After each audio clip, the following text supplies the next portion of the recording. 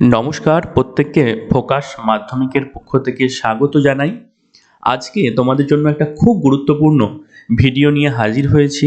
আজকে তোমাদের সঙ্গে আলোচনা করব মাধ্যমিক ইতিহাস সাজেশন 2026 নিয়ে। আজকে মূলত তোমাদের সঙ্গে এই ভিডিওর মাধ্যমে আলোচনা করব মাধ্যমিক ইতিহাসের 8 নম্বরের কোন কোন কোশ্চেনগুলি এবছর ভীষণভাবে গুরুত্বপূর্ণ, সেটাই কিন্তু এই ভিডিওর মাধ্যমে তোমাদের সামনে তুলে ধরব। দেখো, এই ভিডিওটা শুরু করার আগে তোমাদের একটা জিনিস বুঝিয়ে রাখি, তোমাদের মাধ্যমিক ইতিহাসে মোট 8টা চ্যাপ্টার আছে। ঠিক আছে? চ্যাপ্টার 1, চ্যাপ্টার 2 খুব মন দিয়ে কিন্তু দেখবে। ঠিক আছে? তাহলেই কিন্তু তোমরা বুঝতে পারবে কোন চ্যাপ্টার ইম্পর্টেন্ট, কোনগুলো কম ইম্পর্টেন্ট।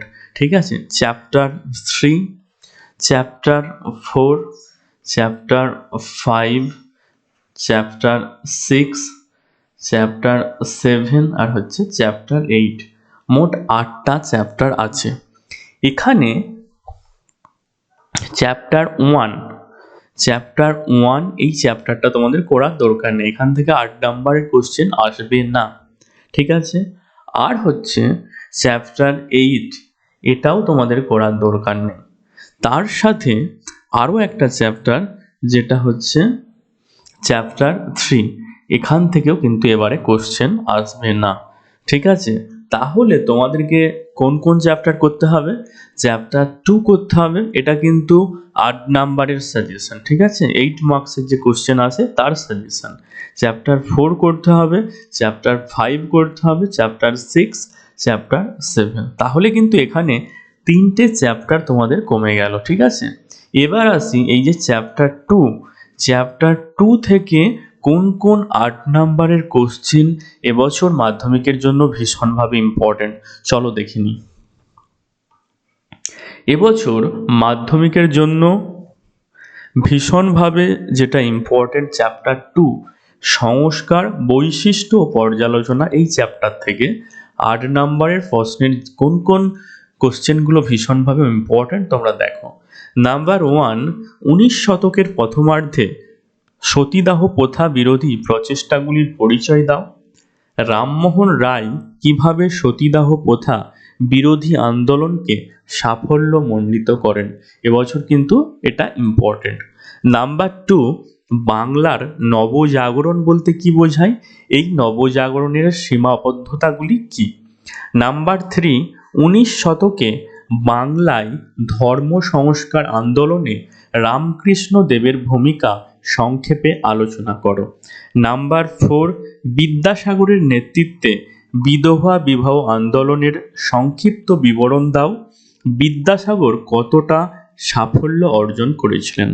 নাম্বার 5, 19 শতকের বাংলায় সমাজ সংস্কার আন্দোলনে ব্রাহ্ম সমাজগুলির কিরূপ ভূমিকা ছিল? এই 5টা কোশ্চেন কিন্তু এবছর মাধ্যমিকের জন্য এই চ্যাপ্টার থেকে ভীষণভাবে ইম্পর্টেন্ট। ঠিক আছে?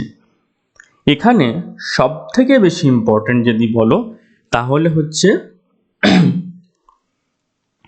কোনটা না, হচ্ছে এই 3টা।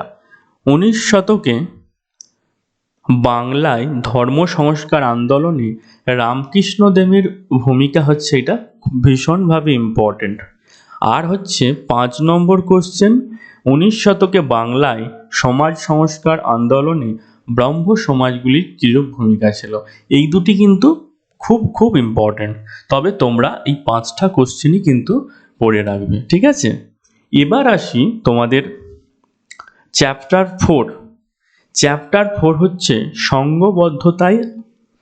সংঘবদ্ধতার গোড়ার কথা, বৈশিষ্ট্য ও বিশ্লেষণ। এই চ্যাপ্টারে 8 নম্বরের কোন কোন কোশ্চেনগুলি ভীষণভাবে ইম্পর্টেন্ট দেখো। নাম্বার 1, সভা সমিতির যুগ বলতে কি বোঝায়? 19 শতকের বাংলায় রাজনৈতিক চেতনার বিকাশে হিন্দু মেলার কিরূপ অবদান ছিল? নাম্বার 2, 19 শতকে লেখাই ও রেখার মাধ্যমে কিভাবে জাতীয়তাবাদের উন্মেষ ঘটেছিল?